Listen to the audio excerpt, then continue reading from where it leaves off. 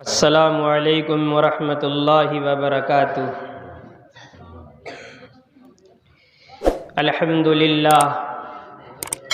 अल्हम्दुलिल्लाहि नहमदुहु व नस्तईनुहु व नस्तगफिरुहु व नुअमिनु बिही व नतवक्कलु अलैहि व नऊज़ु बिल्लाहि मिन शुरूरि अनफुसिना व मिन सय्यिआति अअमालिना। मन यहदिहिल्लाहु फला मुदिल्ल लह व मन युद्लिलहु फला हादिय लह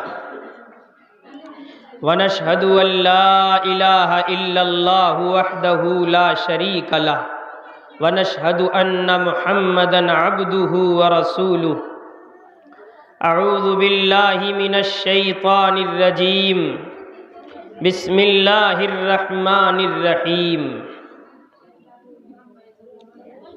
लक़द मन्नल्लाहु अलल मुअमिनीन इज़ बअस फ़ीहिम रसूला। सदक़ल्लाहु मौलानल अज़ीम।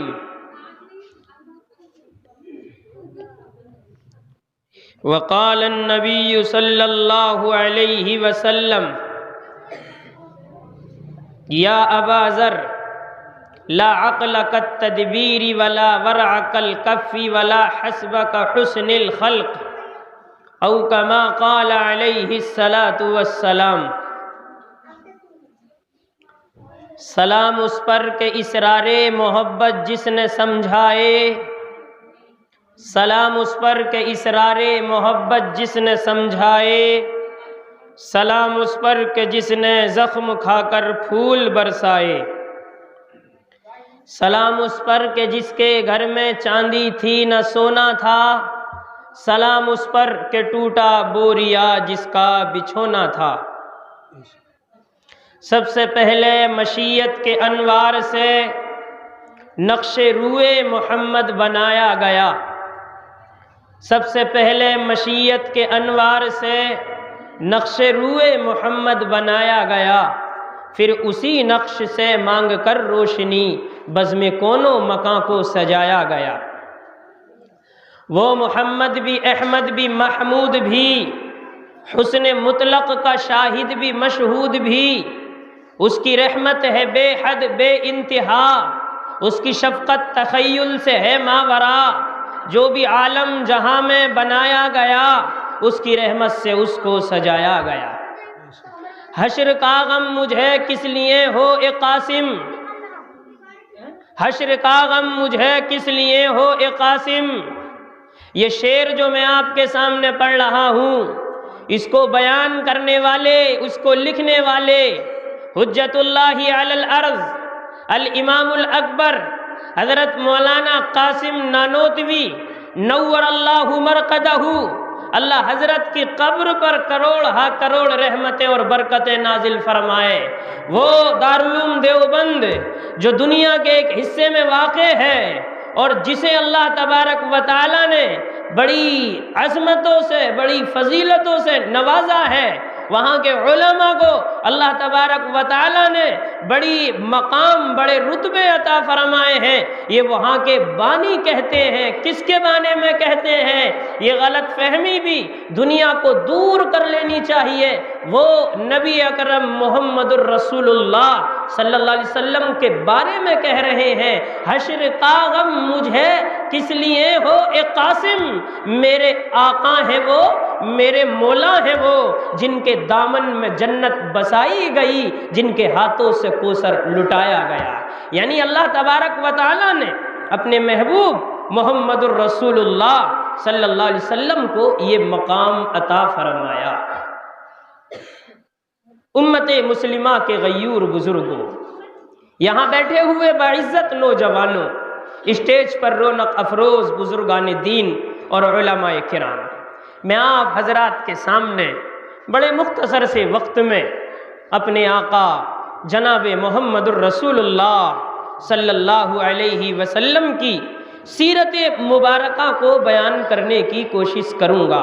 मुख्तसर से वक्त में जो भी मुझसे कहा जाए, दुआ करें अल्लाह तबारक व तआला हमारे कहने को, सुनने को कबूल फरमाए और मैयत मरहुमा मास्टर अनीस साहब की वालिदा मोहतरमा जो इस दुनिया से रुखसत हो गई हैं, अल्लाह तबारक व तआला उनकी मग़फ़िरत फ़रमाए, उनकी कब्र में नूर की बारिशें फ़रमाए और अल्लाह उनके घर वालों को वक्तन फ़वक्तन उनके लिए इसाले सवाब करने की तौफ़ीक़ अता फ़रमाए। मैंने आप हज़रात के सामने कुरान करीम की आयत करीमा का एक मुख्तसर हिस्सा पढ़ा। इससे पहले ये मैंने पहले ही कहा था, इससे पहले मैंने आपके सामने ये बात कही थी हाफिज नसरुद्दीन मरहूम के यहाँ। ये महीना जो है बड़ी अजमतों वाला महीना है। इस महीने में सरकार इस दुनिया में तशरीफ़ लाए हैं। हुजूर आए सरे आफरीनश पा गई दुनिया, अंधेरों से निकलकर रोशनी में आ गई दुनिया। बुझे चेहरों का जंग उतरा, सुते चेहरों पे नूर आया। हुजूर आए तो लोगों को जीने का शुऊर आया। जो कुछ हमें इस दुनिया में मिला है वो हमें हमारे नबी के सदक़े मिला है। अल्लाह तबारक व तआला ने अपने नबी जनाब मुहम्मदुर रसूलुल्लाह सल्लल्लाहु अलैहि वसल्लम को कायनात में सबसे अफजल बनाया है। कायनात में सबसे अफजल बनाया है, यानी ज़मीन व आसमान के अंदर, कुल कायनात के अंदर अल्लाह ने सबसे बड़ा रुतबा, सबसे बड़ा मर्तबा, सबसे बड़ा मकाम जो दिया है वो किसे दिया है? वो अपने नबी जनाब मुहम्मदुर रसूलुल्लाह सल्लल्लाहु अलैहि वसल्लम को अता फरमाया है। बुजुर्गों में कुछ वाक़यात ऐसे बताऊंगा जिनसे ये पता चलेगा कि दुनिया की हर चीज़ मेरे नबी को पहचानती थी। सैयदना इमामुल अंबिया जब इस दुनिया में तशरीफ़ लाए, हज़रत आमना वो जुमला फरमाती हैं कि थोड़ी देर के लिए मेरे बच्चा, मेरा लख्ते जिगर मेरी आंखों से ओझल हो गया, गायब हो गया। मेरे कानों में एक आवाज़ आई थी। क्या आवाज़ आई थी? कि इस बच्चे को दुनिया में, कायनात में जो भी मखलूक़ात हैं, इस बच्चे को सबके पास ले जाओ और कुल कायनात में जो मखलूक है उस मखलूक को इस बच्चे का दीदार करा दो, ताकि दुनिया मेरे नबी की सूरत से भी वाकिफ हो जाए और दुनिया मेरे नबी की सीरत से भी वाकिफ हो जाए। ये हजरत आमना ने फरमाया और यही हुआ। कायनात की हर चीज मेरे नबी को जानती थी और आज भी जानती है। एक जमाना आया, अल्लाह के नबी जनाब मुहम्मदुर रसूलुल्लाह सल्लल्लाहु अलैहि वसल्लम जब मक्के से मदीना पहुँचे तो आप जब मदीने की गलियों में टहले तो आपने फरमाया, जब मैं बचपन में कभी अपनी वालदा के साथ मदीना आया था तो मैं इन घरों में खेला करता था और मैं जब इन दरख्तों के पास से गुजरा करता था तो ये दरख्त मुझे झुक झुक कर सलाम किया करते थे। ये कौन फरमा रहा है? ये हमारे और आपके नबी फरमा रहे हैं। अल्लाह ने आपको बचपन से ही इतना महबूब और इतना कमाल वाला बनाया। ये नबी जो बात कह रहे हैं जवानी की उम्र में कह रहे हैं। जब नबी हिजरत फरमाकर मक्के से मदीना आए तो सहाबाए किराम से अल्लाह के नबी फरमा रहे, ए मेरे सहाबा, जब मैं बचपन में अपनी वालदा के साथ आया, 5.5 या 6 साल की उम्र थी, मेरे नबी की वालदा मेरे नबी को मक्के से मदीना लेकर गई थी। अपने शोहर अब्दुल्लाह की याद आई थी, इसलिए कि जब मेरे नबी मोहम्मदुर रसूलुल्लाह इस दुनिया में आए थे तो मेरे नबी के आने से पहले अल्लाह तबारक व तआला ने मेरे नबी के बाप को रुखसत फरमा दिया। ये वाक़या मैंने जब नहीं बताया, मैं आज आपको बताऊं कि जब मेरे नबी की वालदा उम्मीद से हुई और मेरे नबी की वालदा की हज़रत अब्दुल्ला से शादी हुई। ये हज़रत अब्दुल्ला मेरे नबी के बाप हैं, हज़रत आमना मेरे नबी की माँ है। हज़रत आमना की उम्र मुबारक मुअर्रिखीन लिखते हैं 16 साल और हज़रत अब्दुल्ला की उम्र मुबारक 17 साल। और ये छोटी सी उम्र, इस उम्र में मेरे नबी की वालदा मेरे नबी के वालिद की शादी हो जाती है। शादी के बाद कुछ ही दिन ठहरते हैं कि मक्के से काफिला शाम को जाने लगता है तिजारत के लिए, उसमें अब्दुल्ला को भी जाना पड़ता है। अब्दुल्ला जब जाने लगते हैं, आमना उदास हो जाती हैं। आमना कहती है अभी तो नई नई शादी है, क्यों छोड़ कर जा रहे हो? लोगों अंदाजा लगाओ, जरा अपने आप को देखो, अपने घरों के बारे में गौर करो। हजरत आमना फरमाती है ए अब्दुल्ला आप क्यों जा रहे हैं? हजरत अब्दुल्ला आमना को तसल्ली देते हैं, आमना को समझाते हैं और हजरत आमना से कहते हैं ए आमना फिक्र ना करो, हम लौट कर आएंगे, हम लौट कर आएंगे, लेकिन आप हमसे एक वादा करो। हजरत आमना फरमाती है क्या वादा करूं? जनाब अब्दुल्ला कहते हैं आमना वादा करो जब हमारे आने की खबर लगेगी और जब ये पता चलेगा कि काफिला लौट कर आ रहा है, मक्के के अंदर जब ऐलान होगा तो सारे बच्चे सारी औरतें अपने अपने घरों को दरवाजों पर खड़ी हो जाएंगी। कोई अपने अब्बा को देखेगा, कोई अपने चचा को देखेगा, कोई अपने भाई को देखेगा, कोई अपने बाप को देखेगा, कोई अपने शोहर को देखेगी। ए आमना आप हमसे वादा करो कि जब हम लौट कर आएंगे तो मक्के के अंदर जब ऐलान होगा तो आप भी दरवाजे की दहलीज पर खड़े होकर हमारा इंतजार करना। ये कौन कह रहा है?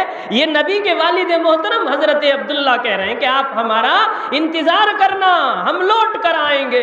कुदरत को कुछ और मंजूर था, फैसला करने वाला ऊपर वाला है, अल्लाह है जो पूरी कायनात को बनाने वाला है। फैसला तो वहां से होता है, मेरी मर्जी कुछ और होती है, आपकी मर्जी कुछ और होती है, लेकिन होता वो है जो अल्लाह की मर्जी होती है।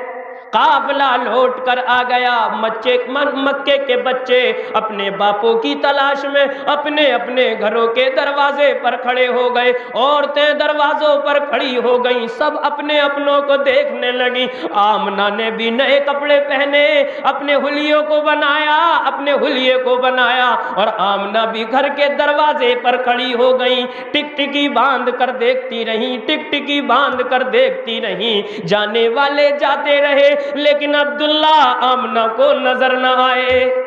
जब अब्दुल्ला आमना को नजर न आए, दिल के अंदर मोहब्बत जागी और उम्मीद उठी। आमना कहने लगी मेरे शोहर नजर नहीं आते, क्या हुआ, कहाँ चले गए, क्यों नहीं आए? लोगों से पूछा, लोगों ने बताया ए आमना हम तो तुम्हें बताना भूल गए, ओए अब्दुल्ला तो बीमार हो गए।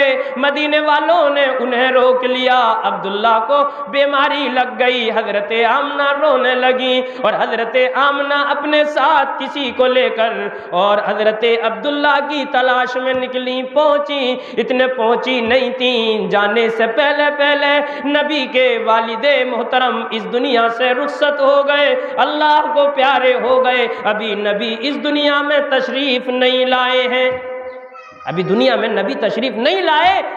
जनाब मोहम्मदुर रसूलुल्लाह सल्लल्लाहु अलैहि वसल्लम के वालिदे मोहतरम इस दुनिया से चले गए। मैं बात ये बता रहा था, नबी 5.5 या 6 साल के हो गए।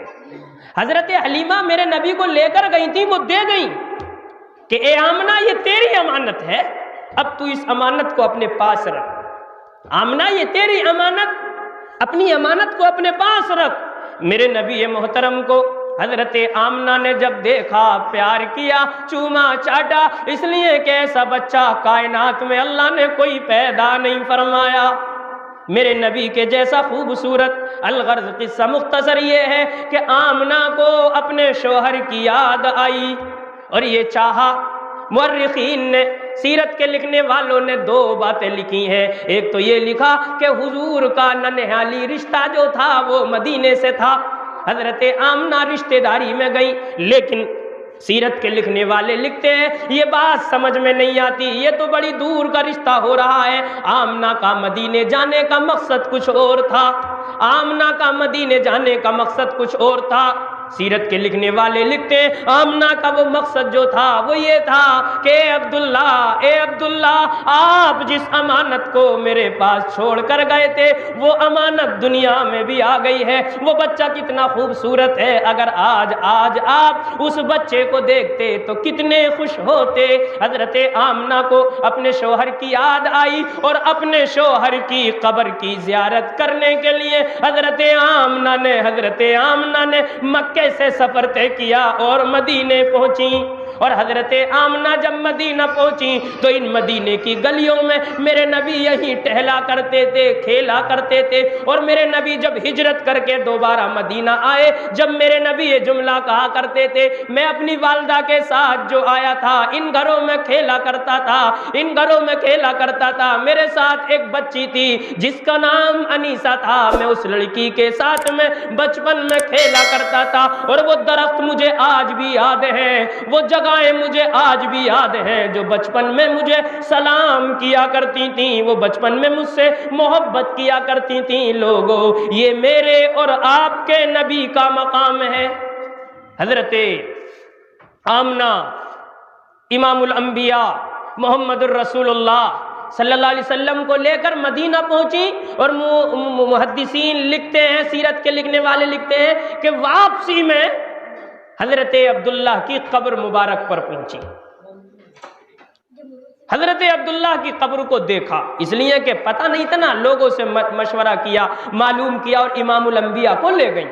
इमामुल अंबिया जब बड़े हो गए, नबूवत आपको मिल गई, नबूवत का आपने ऐलान कर दिया, तो आप फरमाते थे कि जब मैं छोटा था और अपने वालिद की कब्र पर गया था अपनी वालदा के साथ, तो मुझे अपनी वालदा का रोना आज भी याद आता है। मेरी वालदा मेरे वालिद की कब्र पर खड़े होकर रो रही थी, तो मैं जानता तो कुछ नहीं था, साथ साथ में मैं भी रो रहा था।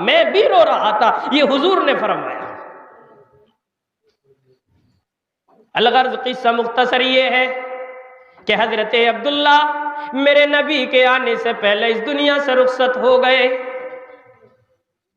और हजरत आमना ये जो इमामुल अंबिया को लेकर गई हुई हैं, ये आ रही हैं मकाम अबवा, एक जगह पड़ी। अचानक ये भी बीमार हो गई और बीमारी ऐसी आई, इमामुल अंबिया मोहम्मदुर रसूलुल्लाह सल्लल्लाहु अलैहि वसल्लम फरमाते हैं मेरी माँ ने बोलना बंद कर दिया। मेरी माँ ने जब आ रहे हैं तो दो हैं, एक गायब है। आमना कहाँ चली गई, आमना को क्या हुआ, रोने लगे। उम्मे ऐमन बेहोश हो गई और रोकर ये बयान फरमाया, आब्बा जान हजरत आमना भी अल्लाह को प्यारी हो गई। ये वो जमाना था, लोगों अभी कुरान नहीं आया, लोगों अभी इस्लाम नहीं आया, ये लोगों अभी अल्लाह तबारक व तआला ने अपने नबी मोहम्मदुर रसूलुल्लाह से उनकी नबूवत का ऐलान नहीं करवाया। ये भी सुन लो, हमारे नजदीक उलमा के नजदीक नबी उस वक्त भी नबी थे जब पैदा हुए थे, और पैदा होने से पहले भी नबी थे। अभी जमीन नहीं बनी, आसमान नहीं बना, अल्लाह ने अपने महबूब को नबी बना लिया। लेकिन दुनिया में आकर जो नबी ने ऐलान फरमाया वो 40 साल की उम्र में आकर फरमाया। लोगों, अल्लाह के नबी पर जो कुरान नाजिल होना शुरू हुआ वो 40 साल की उम्र के बाद होना शुरू हुआ। अभी कोई इस्लाम का दावा नहीं, कोई नमाज का दावा नहीं, लेकिन माहौल इस घराने में इतना प्यारा है कि ये लोग एक अल्लाह को मानते थे। अलगर्ज किस्सा मुख्तसर ये है, खानदान वालों में और बुराइयां थीं, लेकिन अब्दुल मुत्तलिब की ज़हनियत और अब्दुल मुत्तलिब का यकीन एक अल्लाह पर था। ये मेरे नबी के दादा मोहतरम थे, इन्होंने अपनी जान से भी ज्यादा महबूब रख के मेरे नबी को पाला, मेरे नबी से प्यार किया। अलगर्ज किस्सा मुख्तसर ये है, लोगों जिंदगी बढ़ती गई और सहारे मेरे नबी के एक एक करके इस दुनिया से ख़त्म होते गए। अब्दुल्ला पैदा होने से पहले चले गए। आमना 6 साल की हुई, आमना हुजूर जब 6 साल के हुए, आमना भी इस दुनिया से रुखसत हो गई। आमना भी इस दुनिया से रुखसत हो गई और उम्र कुछ ज्यादा बढ़ी। जैसे जैसे थोड़े थोड़े होशियार हुए, बुलूगत की उम्र तक पहुंचे, उससे पहले पहले नबी अकरम मोहम्मद तारीफ कर रहा है, करेगा, और क़यामत तक मेरे नबी की तारीफें, मेरे नबी की शानें, मेरे नबी के हुलिये, मेरे नबी के किस्से बयान होते रहेंगे, लेकिन मेरे नबी की तारीफ कभी कम ना होगी, मोहब्बत लोगों के दिलों से कम ना होगी। ना तो आपने सुना होगा, एक किस्सा कोई उठा लो, एक कहानी कोई उठा लो, उसे एक बार सुना दो, उसे 2 बार सुना दो, उसे 3 बार सुना दो, और जब ज्यादा सुनाओगे तो सुनने वाले कहने लगेंगे कुछ और याद है या नहीं है, इसे ही सुना रहा है। वो शेर जो सहाबी पर हमले की प्लानिंग बना रहा है, जिसने अपने पंजों को उठा लिया है और जो छलांग लगाकर हमला करने वाला है, वो शेर पीछे पलट जाता है, पीछे रुक जाता है, और वो आहिस्ता आहिस्ता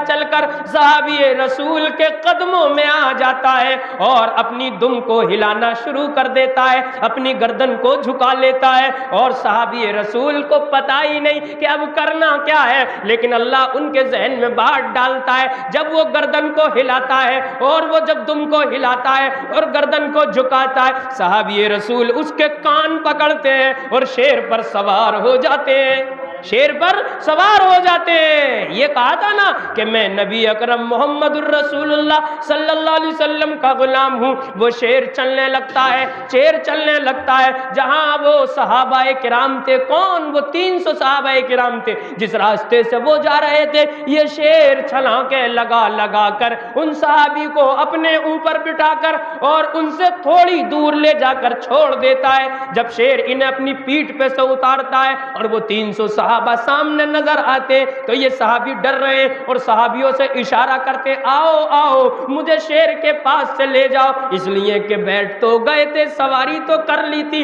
लेकिन डर दिल के अंदर अब भी मौजूद था। सहाबाए किराम देखते हैं, बड़ा नजारा देखते हैं कि आज एक हमारा साथी, उसको शेर अपने ऊपर बिठा कर लाया, शेर तो चला गया। ये सारे के सारे इमामुल अंबिया मोहम्मदुर रसूलुल्लाह सल्लल्लाहु अलैहि वसल्लम की अदालत में आए, यानी नबी के पास आ गए। मस्जिद नबवी का मंजर लगा हुआ है। जब सहाबा कहीं से लौटते तो वो सारे के सारे पहले मस्जिद जाते थे, घरों में अल्लाह के नबी से मुलाकात करने के बाद जाते थे। इमामुल अंबिया मोहम्मदुर रसूलुल्लाह तशरीफ फरमाए, सारे सहाबियों को देखा, लेकिन हजरत सफीना नजर न आए। इमामुल अंबिया मोहम्मदुर रसूलुल्लाह सल्लल्लाहु अलैहि वसल्लम ने आवाज देकर कहा, शेर वाले कहाँ हैं, शेर वाले कहाँ हैं। हजरत सफीना खड़े हो गए और खड़े होकर ये कहने लगे, या रसूल अल्लाह, क्या आपको भी वाक़िया मालूम हो गया। अल्लाह के नबी मोहम्मदुर रसूलुल्लाह सल्लल्लाहु अलैहि वसल्लम ने फरमाया, हाँ मुझे जिब्राइल ने खबर दे दी और मुझे इस वाक़िए का इल्म हो गया।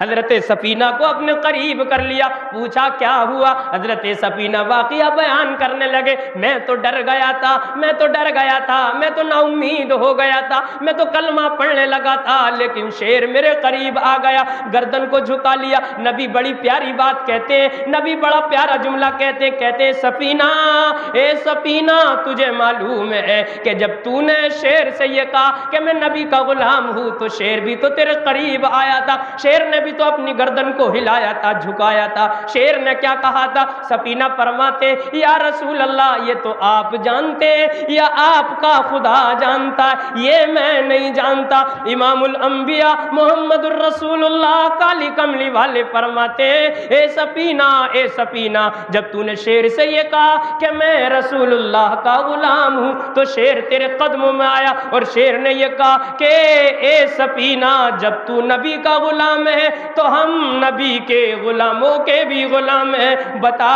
तुझे क्या खिदमत करानी है, हम तेरी खिदमत के लिए तैयार हैं। तभी तो कहते हैं, आमना फरमाती थी कि मेरा महबूब गायब हुआ और मेरे कानों में आवाज आई कि मेरे महबूब को, मेरे महबूब की सूरत को पूरी दुनिया को दिखा दो, पूरी दुनिया को बता दो, ताकि जंगल के वहशी जानवर, जरिंदे परिंदे, हर चीज मेरे नबी की सूरत से भी वाकिफ वाकिफ हो जाए, मेरे नबी की सीरत से भी वाकिफ हो जाए, मेरे नबी के नाम से भी वाकिफ हो जाए, मेरे नबी के काम से भी वाकिफ हो जाए। लोगों, ये मकाम है हमारे और आपके नबी मोहम्मदुर रसूलुल्लाह काली कमली वाले इमामुल अंबिया सल्लल्लाहु अलैहि वसल्लम का। आज बात करते हैं नबी की अजमतों की। नबी की बगैर कामयाबी हमें नहीं मिलने वाली है। लोगों, पूरी दुनिया के इंसान हो, पूरी दुनिया के मुसलमान हो, अगर कोई आदमी नबी को ना माने वो आदमी मुसलमान हो ही नहीं सकता। नबी के तरीके पर चलना होगा, नबी की सुन्नतों को अपनाना होगा। नबी जो दीन देकर गए अपनी तरफ से ना उनमें बातें लगानी होगी, ना उस दीन को घटाना होगा। नबी जो पैगाम देकर गए उस पैगाम पर हमें गौर करना होगा। लेकिन आज हम पीछे हो रहे हैं, आज माशरा पीछे हो रहा है। दुनिया की रीत, दुनिया के रिवाज, दुनिया की रस्में हमारे ऊपर हावी हो रही हैं। आज हम इबादत तो कर रहे हैं, नमाजें तो पढ़ रहे हैं, इबादत तो हमारे ऊपर गालिब है। लोगों, इबादत तो सब अपने लिए करते हैं, कोई किसी के लिए नहीं करता। इबादत जो फर्ज है वो तो करनी ही है। लेकिन लोगों, तस्बीह घुमाना बाज मौक़ों पर आसान हो जाता है और मुसल्लों पर बैठकर नमाजें पढ़ना बाज मौक़ों पर ये भी आसान हो जाता है। लेकिन एक कामिल मुसलमान की जो निशानी है, मेरे नबी से एक सहाबा ने जो सवाल फरमाया, बात को मैं आपको पूरी तरीके से बताऊं क्योंकि मेरा अभी वक्त है। मेरे नबी मोहम्मदुर रसूलुल्लाह सल्लल्लाहु अलैहि वसल्लम के पास एक मौके पर जिब्राइल आए और जिब्राइल ने आकर मेरे नबी से ये फरमाया, मल इस्लाम या रसूल अल्लाह, इस्लाम के बारे में बताइए। मेरे नबी फरमाते हैं, इस्लाम ये है कि ला इलाहा इल्लल्लाह मोहम्मदुर रसूलुल्लाह पढ़ना, नमाज का कायम करना, ज़कात देना, अगर माल है तो ज़कात देना, और अगर आदमी सेहतमंद और तंदुरुस्त है, रमज़ान के महीने को पाता है तो पूरे महीने के रोजे रखना, और अगर माल है हैसियत वाला है तो अल्लाह के घर का हज करना, अल्लाह के घर का हज करना। अल्लाह के नबी ने ये फरमाया कि ये इस्लाम है। लेकिन ये सवाल मेरे नबी से पूछा गया था इब्तिदाए इस्लाम के ज़माने में। लेकिन एक मौके पर जब मेरे नबी हज फरमा रहे थे, बात ज़रा गौर से सुनना लोगों, इन चीज़ों में आज हम बड़े पीछे हैं। लोगों, आज हम अपने आप को नबी के मानने वाला तो कहते हैं, लेकिन नबी के मानने वाले जो दूसरे मुसलमान होते हैं, चाहे वो हमारी बस्ती को हो, चाहे वो गैर बस्ती के हो, चाहे वो हमारे रिश्तेदार हो या नहीं हो, लेकिन अगर उन्हें तकलीफ पहुँचाने की बारी आती है तो पूरी हम एड़ी चोटी के जोर लगा देते हैं। मेरे भाइयों, ये सुन लो कि मुकम्मल इस्लाम क्या है। अल्लाह के नबी से, अल्लाह के नबी हज फरमा रहे, एक सहाबी आते हैं, वो पूछते हैं, या रसूल अल्लाह इस्लाम क्या है, इस्लाम क्या है? तो मेरे नबी फरमाते हैं, इस्लाम ये है गरीबों को खाना खिलाना और मीठे बोल बोलना, यानी अपने अखलाक को दुरुस्त करना, अपने अखलाक को दुरुस्त करना। अगर तेरे पास ताकत है तो किसी गरीब को न सताना। अगर अल्लाह ने तुझे ताकत दी, अगर अल्लाह ने तुझे ओहदे वाला बनाया और अल्लाह ने तुझे मर्तबे वाला बनाया, एक आदमी मुद्दई बनकर तेरे पास आया, एक आदमी किसी चीज़ की मदद के लिए तेरे पास आया और वो दूसरे मुसलमान को तकलीफ देना चाहता है, तो तुझ में अगर इंसानियत है तो दोनों की बात सुन, तू दोनों के दरमियान इंसाफ का मामला कर। यही मामला हमारे लिए है, यही मामला आपके लिए है। लेकिन भाइयों, अगर आपने यहाँ अखलाक का मुजाहिरा ना किया, अगर आपने यहाँ नबी के तरीके को ना अपनाया, तो मुसलमान यूँ तो कहने को सब है और बहुत सारे मुसलमान मिल जाएंगे, लेकिन अल्लाह के नबी ने जो फरमाया, अल्लाह के नबी ने जो फरमाया, कामिल इस्लाम वाला आदमी हो नहीं सकता, पक्का मुसलमान आदमी हो नहीं सकता। उन्हीं सहाबी ने आगे चलकर और सवाल किया, या रसूल अल्लाह अफजल इस्लाम वाला कौन है? तो अल्लाह के नबी फरमाते हैं, अल मुस्लिमु मन सलिमल मुस्लिमूना मिन लिसानिही व यदिही औ कमा क़ाल नबी सल्लल्लाहु अलैहि वसल्लम। ए लोगों, कामिल ईमान वाला, मुकम्मल इस्लाम वाला तो वो है। बात जरा गौर से सुनना। आज तो हमें दूसरों को तकलीफ देने में बड़ा मजा आता है, दूसरों को सताने में बड़ा मजा आता है, दूसरों को नीचा दिखाने में बड़ा मजा आता है। लोगों, अगर आप मुसलमान होने का दावा करते हैं तो सुनो हमारे नबी क्या फरमा रहे। हमारे नबी ने फरमाया, कामिल मुसलमान वो है, कामिल मुसलमान वो है जिसकी जबान से और जिसके हाथ से दूसरे मुसलमान भाई महफूज रहते हैं। लोगों, ये इस्लाम को समझने की ज़रूरत है, नबी के पैगाम को समझने की ज़रूरत है। अलगर्ज़ किस्सा मुख्तसर ये है, मेरे नबी को अल्लाह ने ऐसा बनाया कि अल्लाह तबारक व तआला ने वो मकाम मर्तबा अता फरमाया कि पूरी दुनिया में अल्लाह ने मेरे नबी की अज़मतों के डंके बजा दिए। आज पूरी दुनिया में किसी भी कोने पर चले जाएं, और ये दुनिया ही क्या, समंदरों की गहराइयों में चले जाओ, आसमान की बुलंदियों पर चले जाओ, हर जगह तुम्हें जो तराने गूंजते हुए मिलेंगे वो मेरे नबी मोहम्मदुर रसूलुल्लाह की अजमत के मिलेंगे। लोगों, नबी का बड़ा मकाम है और हमारे लिए ये ज़रूरी काम है कि हम अपने नबी के तरीक़े को अपनाएं, हम अपने नबी के तरीक़े को अपनाएं। बेजा किसी पर तानो तशरी ना करें, किसी को नाजायज़ न सताएं, ख़ानदान के अंदर मिलकर रहें, एक दूसरे से इत्तेहाद बनाएं, बेजा किसी को ना सताएं। अगर आपको कोई सताता है, आपके पास ताकत है, आप उससे बदला लो, ये आपका इस्लाम आपको इजाज़त देता है। लेकिन अगर आप उसे माफ कर देते हैं, आप उसे माफ कर देते हैं, कोई जालिम है और वो लोगों पर जुल्म करता है, आपके पास में ताकत है, उस जालिम का मुकाबला करो, हर एतबार से मुकाबला करो, ये आपका इस्लाम आपको इजाजत देता है। लेकिन अगर आप उसका मुकाबला करते हैं और आप उस पर जुल्म ज्यादा कर देते हैं तो फिर मैदानी महशर होगा और आप भी जवाब देने वाले होंगे और मैं भी जवाब देने वाला हूँ।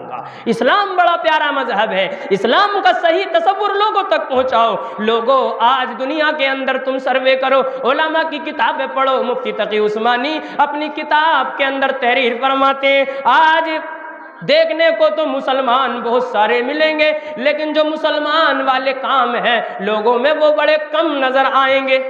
ये चीज़ें बड़ी अपनाने की। अलगर्ज मेरा उन्वान नबी की मोहब्बत है। ये जो दूसरी बात है माशरत से मुताल्लिक़ है, मैं बताना ये चाहता हूँ कि अल्लाह ने अपने नबी को बड़ी अज़मतों वाला बनाया। कायनात के अंदर ऐसा मकाम, ऐसा मर्तबा, ऐसी फजीलत अल्लाह ने किसी को अता नहीं फरमाई। सब नबियों का सरदार बनाया, सब नबियों का इमाम बनाया और अल्लाह ने अपने महबूब मोहम्मदुर रसूलुल्लाह सल्लल्लाहु अलैहि वसल्लम को पैदा फरमाया। आप इस महीने में तशरीफ़ लाए। हमारा काम ये है कि हम अपने नबी के तरीक़ को अपनाएं। नबी जो कुरान लेकर आए उस कुरान को अपनाएं, नबी जो इस्लाम लेकर आए उस इस्लाम को अपनाएं। कुरान को पढ़ें, अपने बच्चों को कुरान को पढ़ाएं, कुरान को पढ़ें, अपने बच्चों को कुरान को पढ़ाएं। और जो दीन इस्लाम को बताने वाले, ये जो दीन इस्लाम को फैलाने वाले, जो दीन इस्लाम की खिदमत करने वाले हैं, ये मैं आपको अपने लिए नहीं कहता बल्कि आपको ये पैगाम देता हूँ। लोगों में ये बड़ी आदत है, चार आदमी जगह जगह खड़े हुए और अगर उन्हें कोई बात नहीं मिलती तो वो किसी भी इमाम के बारे में उंगलियां उठानी शुरू कर देते हैं। मस्जिद के इमाम को अपनी जागीर समझते हैं, खुद नमाज पढ़ें या ना पढ़ें, खुद छोटी पढ़ें या बड़ी पढ़ें, इमाम की तबाही, इमाम की परेशानी। लोगों, इमाम की कदर करना सीखो। और ये जो आपने खिलवाड़ मचा रखा है, साहिबे हैसियत होते हुए, साहिबे ताकत होते हुए वक्त पर इमाम की तनख्वाह नहीं दे पाते, ये भी आपकी इंसानियत के खिलाफ है। आप अपने बच्चों को पढ़ाएं, कुरान की कदर करने वाले बने, इस्लाम के जो मानने वाले हैं, इस्लाम को जो सिखाने वाले, उनकी कदर करने वाले बने। हमारे अकाबिरीन ने लिखा है कि जिस महल्ले का इमाम परेशान रहता हो माशियत की हालत में, यानी खुद तो कमाते हो 30-30, 40-40 हज़ार रुपये, 20-20 हज़ार रुपये, मुझे इस गाँव में इमामत नहीं कर रहा जो मैं अपने लिए कह रहा, बल्कि इस गाँव के जो मौजूदा इमाम है ये मैं उनके लिए कह रहा हूँ, चाहे वो किसी भी मसलक से ताल्लुक़ रखने वाले हो। बहरहाल हमारे नजदीक तो सब मुसलमान हैं, हम तो सबको मुसलमान मानते हैं। ला इलाहा इल्लल्लाह मुहम्मदुर रसूलुल्लाह पढ़ने वाला मुसलमान है। अगर कोई हमें गलत कहता है, मुसलमानों को गलत देता है, मैदान महशर होगा, हर आदमी वहां इंसाफ कराने के लिए खड़ा होगा और अपनी अपनी फाइल अपने अपने हाथ में होगी। किसी का कोई वकील नहीं होगा, किसी के लिए कोई जज नहीं होगा। वनज़उल मवाज़ीनल क़िस्त लियौमिल क़ियामह क़ियामा फला तुज़लमु नफ्सुन शैआ,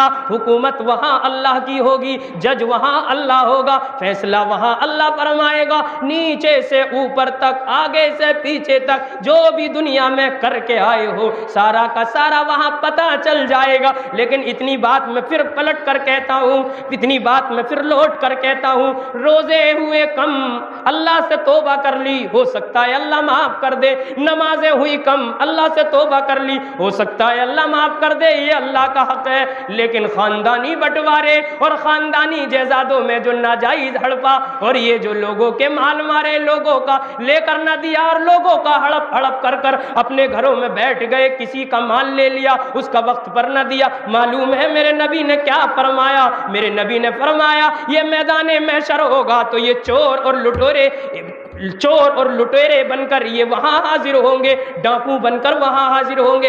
ये इस्लाम के अंदर बड़ा अहम मामला है। अल्लामा इकबाल कहा करते थे कि नमाजें पढ़ना तो आसान हो जाता है, इसलिए तस्बीह घुमाना, लोगों का माल मारना ये बड़ा आसान हो जाता है, लेकिन सही तस्बीह पढ़ना, सही नमाज पढ़ना और हलाल कमाना ये मुश्किल हो जाता है।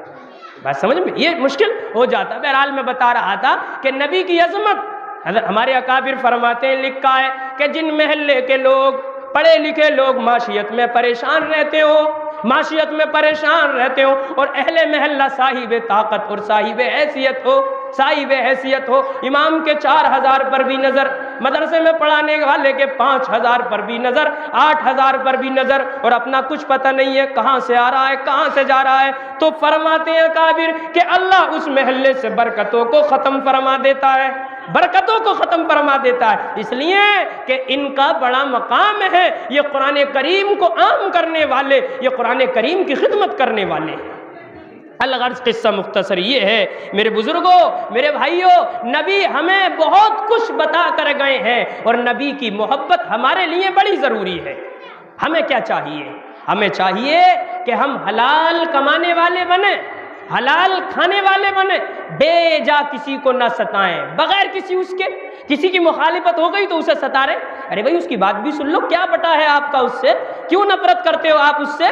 मेरे भाइयों, दुनिया के अंदर चंद जिंदगी है, मालूम है। मैं जिस मस्जिद में नमाज पढ़ाता हूँ वहाँ एक साहब थे, हाजी अमीन, बड़ा उन्हें वो था, मैं मर गए, अल्लाह तबारक व तआला उन्हें जज़ाए खैर अता फरमाए, अल्लाह उनकी मग़फ़िरत फरमाए। लेकिन जब उनकी मौत आई ना तो 1 मिनट में आ गई। आए मस्जिद को, वुज़ू किया, वुज़ू करने के बाद सुन्नत पढ़ने के लिए जा रहे थे, ऐसा अटैक आया कि कोई दौलत उन्हें नहीं बचा सकी, मस्जिद के अंदर मौत आई। लेकिन ये मौत जब आएगी ना तो किसी को नहीं छोड़ेगी। ऐसा नहीं कि ये बूढ़ों के पास आती है, जवानों के पास भी आती है। मेरे भाइयों, इस दुनिया से जाना है, जाने की तैयारी क्या करनी है? हम जो कर रहे हैं ना जायज़ तरीके से करने वाले बन जाएं, अपनी ज़बान के जो बोल हैं उन्हें मीठा बना लें, किसी पर जुल्म ना करें। जुल्म करेंगे अल्लाह तबारक व तआला ने दुनिया के अंदर और बड़े बड़े लोग हमसे पैदा फरमा दिए, वो हम पे जुल्म करेंगे। वफ़ौक़ कुल्लि ज़ी इल्मिन इल्मा, अगर तू किसी के लिए जालिम है ना तो कोई तेरा भी बाप होगा और वो तुझसे बड़ा जालिम होगा, वो तुझ पे जुल्म करेगा। मेरे बुजुर्गों, दुनिया के अंदर, बस्ती के अंदर अखलाक का मुजाहिरा हमें करना चाहिए। किसी की बुराई, किसी की पीछे पड़ना, किसी को नुकसान पहुंचाना, किसी का माल है, तिजारत करते हैं तो उसका हक पे देना, वादा कर लेना, वादे के मुताबिक अदा कर लेना, ये बातें हमारे लिए बड़ी ज़रूरी है। मेरा आखिरी बात मैं आपको बता रहा हूँ, वो बात ये है कि हमें चाहिए कि हम हलाल कमाने वाले बने, हलाल खाने वाले बने और अपने अपने ख़ानदानों से जुड़ कर रहें, अपने ख़ानदानों में मोहब्बत करें। और ख़ानदानों की जो रिश्तेदारियाँ होती हैं ना, कभी कभी आदमी कहता है उसने मेरे को नहीं बुलाया, मैं उसको नहीं बुला रहा। ये जो होती है ना, आदमी अपनी बेटियों के लिए बड़ा कुछ करता है। बड़े बड़े मालदार देखे हमने, बड़ा बड़ा पाला पड़ा लोगों से, बड़े बड़े मालदार देखे, अपनी लड़की को तो कहता मैं इसे 10 लाख की दूंगा, लेकिन जो बहन है ना, उन्हें कभी महीने में 2 साल में भी नहीं बुलाता, उन्हें ईद पे भी कभी उनका हक नहीं देता। ये मेरे भाइयों, यहाँ हम पकड़े जाएंगे, यहाँ हमारी पकड़ हो जाएगी। और जो अपने खानदानी बंटवारे होते हैं, देखा हमारे खानदान में कोई कमजोर है, उसे दबा लिया, और अब क्यों इससे, ये हमसे लग के रहना, तो इससे हमारे साथ रहना इसकी मजबूरी है। मेरे भाइयों, ये दीनदारी है, ये हमारी बद्दीनी, ये चीजें बड़ी जरूरी है हमारे लिए। अरे अपनों को नहीं छोड़ोगे तो गैरों को कैसे छोड़ दोगे? गैरों को कैसे छोड़ दोगे? लिहाजा वो आदमी कामयाब है जो अपने खानदान में अपने खानदान को लेकर चलता है और सबके साथ अमानतदारी का मामला करता है, वो आदमी बड़ा कामयाब है। और जो आदमी अपनी बेटियों की जिस तरह फिक्र करता है ना, तो उसके ऊपर एक चीज है, बहनें उनकी भी फिक्र करनी चाहिए। याद रखना, जिस तरह तू फिक्र नहीं कर रहा ना, तेरे मरने के बाद तेरी औलाद तेरी बेटियों की फिक्र नहीं करेगी। ये तो दुनिया का निजाम है। ये बहू जो बन के आती है ना माँ, ये समझती है कि आए हाय मैं तो आ गई, मैं ही मालिक हूँ। जिस तरह तू नहीं किसी को ना बुला रही ना, कोई तुझे भी नहीं बुलाएगा, तुझे भी नहीं बुलाएगा। ये दस्तूर है। मेरी माँ और बहनों, ये पैगाम हमें देना चाहिए, इंसानियत का पैगाम हमें बांटना चाहिए। अपनी नंदों की, अपनी सासों की कदर करनी चाहिए। एक आखिरी वाकया मैं आपको बताऊंगा, अपने नबी मोहम्मद रसूलुल्लाह बात